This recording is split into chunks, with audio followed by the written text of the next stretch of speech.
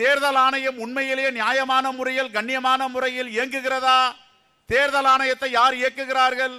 தேர்தல் ஆணையத்திற்கு யார் தலைவர்? ஞானேஷ்குமார் தலைவரா, பாஜகவின் தலைவர் நட்டா தலைவரா என்பதுதான் இங்கே கேள்வி.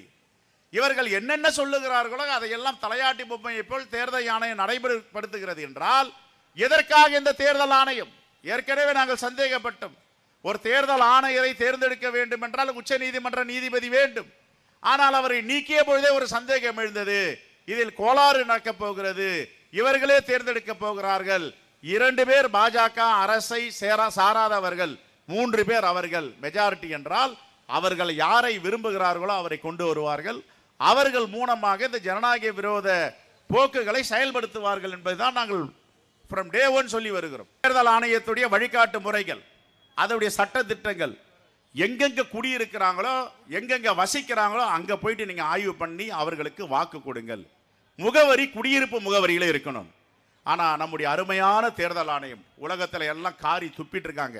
என்ன பண்ணாங்க தெரியுமா? ரெஸ்ட்ரோ பார், உதாரணத்துக்கு டாஸ்மாக் கடை, ஜோன்ஸ் ரோட்ல ஒரு டாஸ்மாக் கடை இருக்கு.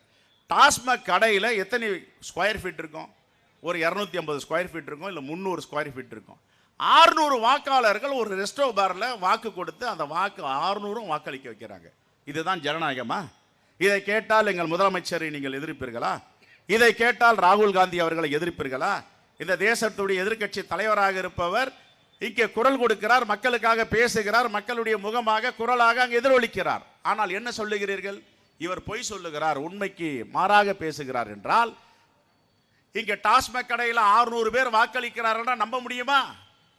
இங்கே நம்ம அண்ணன் லியோனி அவர்கள் சொன்னார், பிரேசில் இருந்த ஒரு மாடல் அழகி, அவர் இங்கே வந்து வாக்களிச்சிருக்கார். அவங்க கேட்குறாங்க, நான் இந்தியாவுக்கே வந்தது இல்லையங்க, நான் எப்படிங்க இங்கே வாக்களிக்க முடியும்னா, உள்நாட்டு திருட்டு போய் வெளிநாட்டு திருட்டிலும் ஈடுபட்டு இருக்கிறது என்பதுதான் மிகப்பெரிய கொடுமை.